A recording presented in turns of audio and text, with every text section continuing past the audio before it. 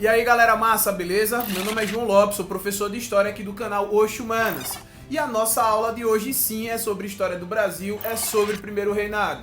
Se você tem alguma dúvida sobre o assunto, se você nunca entendeu esse assunto, se você tem curiosidade sobre esse assunto, assista esse vídeo até o final. Sem mais conversa, vamos nessa!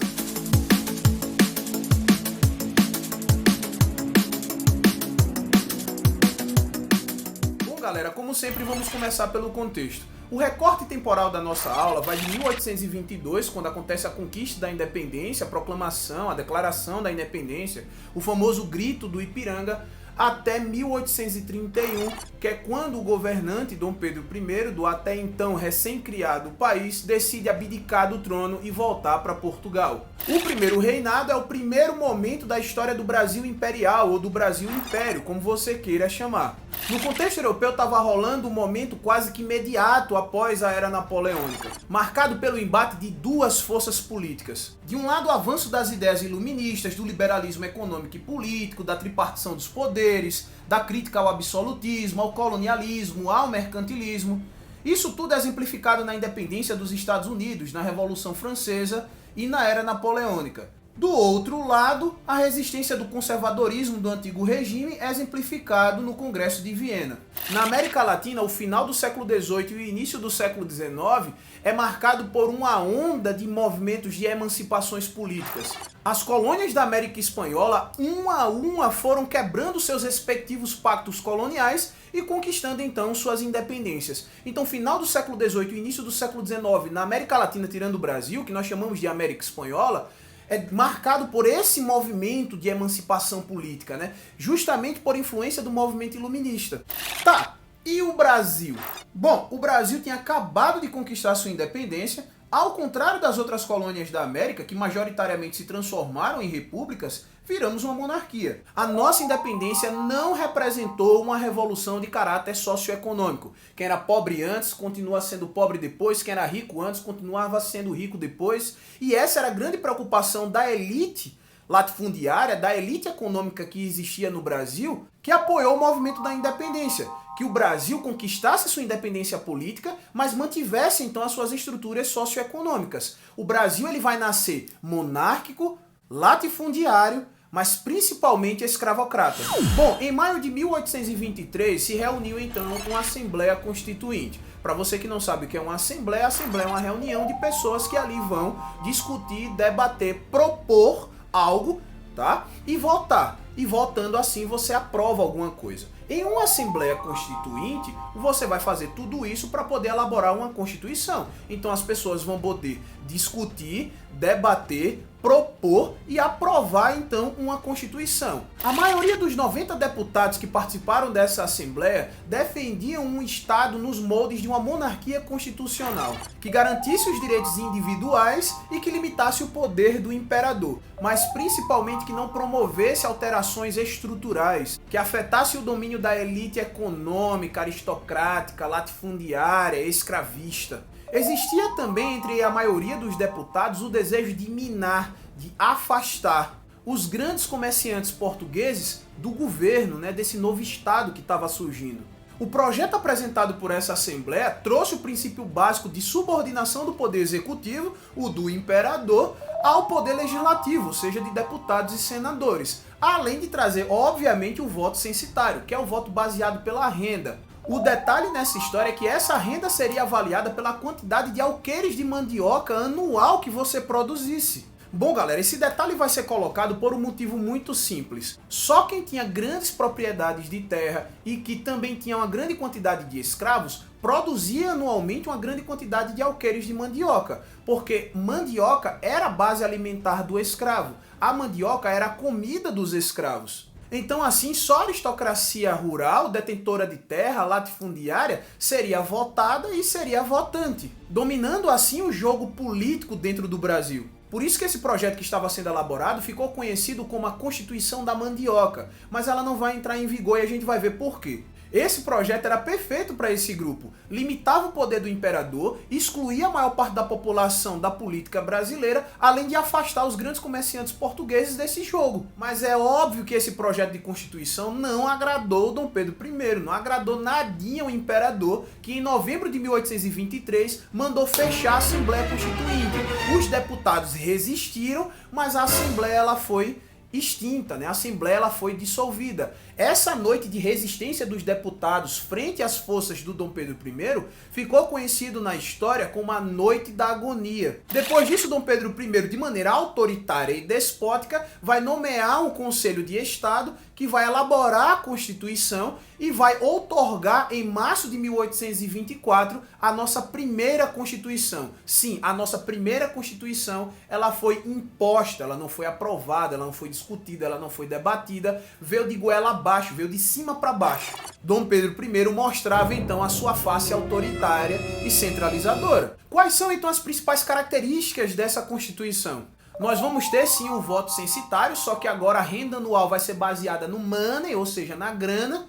Nós vamos ter a divisão de 3 poderes, executivo, legislativo e judiciário, mas a gente vai ter um 4º poder, ou seja, serão 4 poderes, executivo, legislativo e judiciário, e acima desses 3 a gente vai ter o poder moderador, que é o poder do imperador, que é um poder que tem direito de veto sobre os outros 3, ou seja, o Brasil nasce como uma monarquia absolutista, disfarçada, velho. A religião católica vai ser a religião oficial do Estado e a Igreja Católica também vai estar submissa ao Estado. O Dom Pedro I, o imperador, ele tem poder em cima da Igreja, ele tem poder dentro da Igreja, com 2 dispositivos, o padroado e o beneplácito. O Brasil, a partir do primeiro reinado e durante todo o Brasil Império, vai ser dividido em províncias. Então, basicamente, o que eram capitanias hereditárias passam a ser chamados de províncias. Essas províncias vão ser chamadas, no período republicano, de estados, obviamente com algumas alterações. E esses presidentes de províncias, ou seja, como se fossem os governadores das províncias,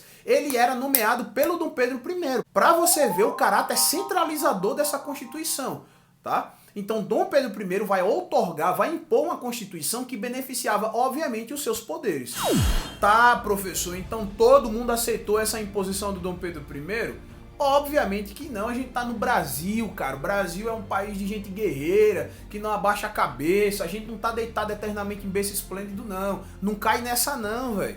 No mesmo ano da outorga da primeira Constituição, em 1824, explode na região do Nordeste, especificamente em Pernambuco, a famosa Confederação do Equador, que vai ser uma manifestação de caráter liberal contra o autoritarismo de Dom Pedro I, mas que também vai acontecer por outros motivos conjunturais, como por exemplo a retração econômica por conta da concorrência que o Nordeste vai ter com outros países que começam a produzir açúcar, tabaco, algodão, que eram gêneros que eram exportados. Desemprego, escassez de dinheiro, insatisfação das camadas pobres e também dessa elite política de caráter liberal que não via na figura de Dom Pedro I a figura de um bom governante, via na figura de Dom Pedro a figura de um déspota, a figura de um monarca absolutista. É um movimento liberal, anti-lusitano, que trazia um caráter republicano e tinha o objetivo de formar uma junta governativa, né, unindo esses estados nordestinos, as províncias nordestinas. Mas aí foi um movimento que acabou não dando certo, eles sofreram uma violenta repressão do governo, trazendo inclusive o fuzilamento de uma figura extremamente popular, que foi líder da Confederação do Equador, que foi o camarada Frei Caneca. E a gente vai perceber mais pra frente que esse autoritarismo do Dom Pedro I, essa retração econômica que o Brasil estava passando, todas essas crises que eu estou contando aqui e o fuzilamento do Frei Caneca vai contribuir muito para sujar a imagem do Dom Pedro I, para a construção da imagem de um Dom Pedro I autoritário e ineficiente.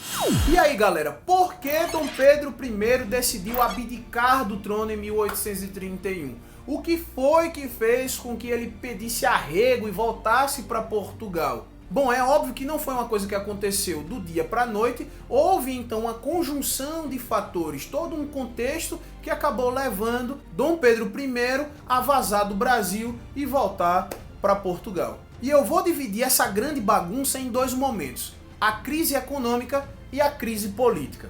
Todo o primeiro reinado de 1822 adiante é marcado por uma crise econômica profunda e por uma situação financeira muito frágil, que vai acontecer por diversos fatores. A balança comercial, por exemplo, vai apresentar sucessivos déficits.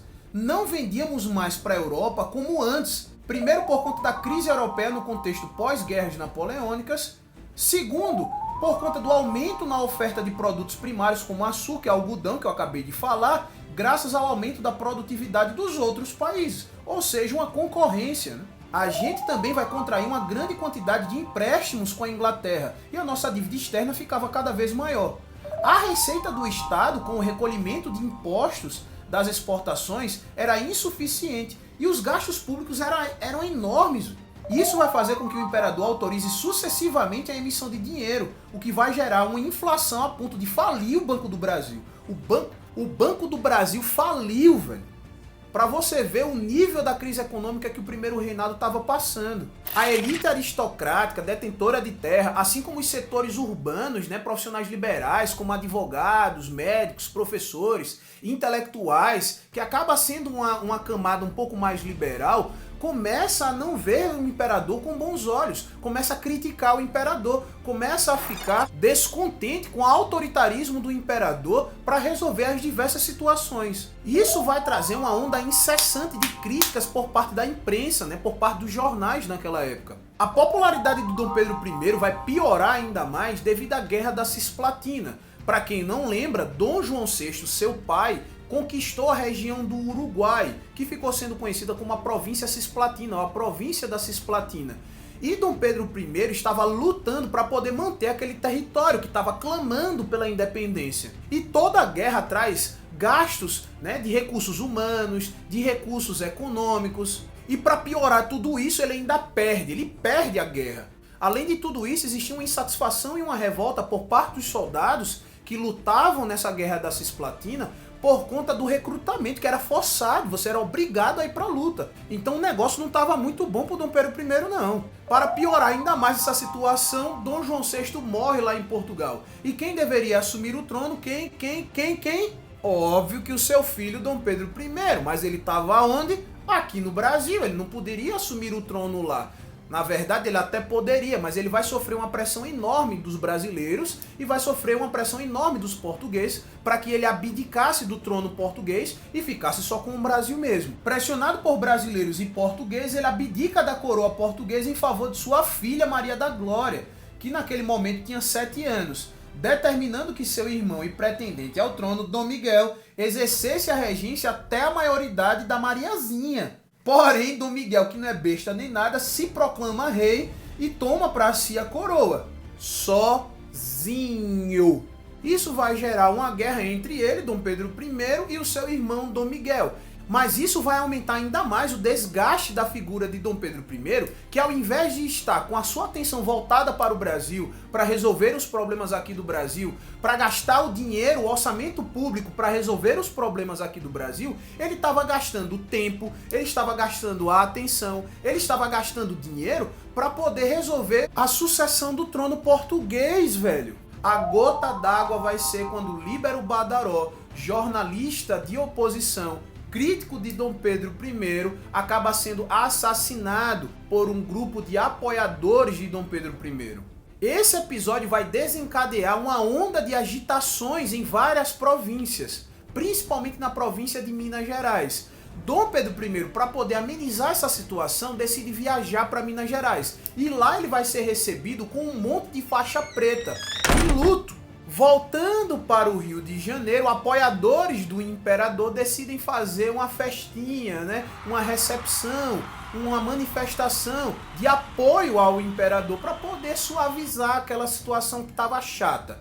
Manifestantes contrários ao imperador acabam entrando em choque com manifestantes a favor do imperador. E esse episódio acabou sendo chamado de Noite das Garrafadas, que é onde a gente vai ter um enfrentamento entre manifestantes pró e contra o Dom Pedro I. Professor, eu preciso decorar isso, saber como foi a Noite das Garrafadas, enfim. Cara, você precisa entender que a Noite das Garrafadas é um sintoma político, é um termômetro que mostra a temperatura que o Brasil estava naquele momento. da quantidade de gente em diversas províncias do Brasil estavam insatisfeitas com o despotismo, com o autoritarismo de Dom Pedro I e com a ingerência dele, a falta de responsabilidade do Dom Pedro I em gerenciar esse recém-criado país. Para tentar amenizar essa crise política que o seu governo passava, ele decide então nomear um ministério só de brasileiros, um ministério liberal. Devido às discordâncias, e os debates e as discussões entre ele e esse ministério, ele decide demitir todo mundo, dissolvendo então esse ministério e nomeando outro, agora só com portugueses, que fica conhecido no livro didático como Ministério dos Marqueses. A pressão política era enorme, a situação econômica era péssima e as críticas jornalísticas, a crítica da imprensa era contundente.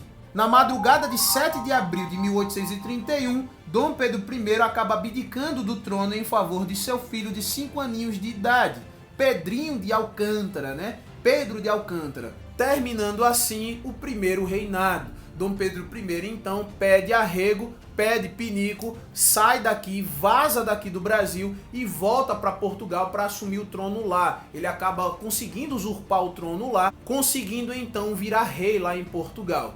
E aqui o Brasil fica com o Pedrinho com 5 anos de idade e que pela Constituição, obviamente que ele não poderia assumir. E o Brasil, a partir de então, vai ser governado por regentes, dando início em 31 o período regencial, que é objeto de estudo da nossa próxima aula. Bom, galera, então é isso. Espero que vocês tenham gostado, espero que vocês tenham curtido, mas principalmente espero que vocês tenham entendido. Muito obrigado pela atenção, até a próxima aí. Tchau, tchau.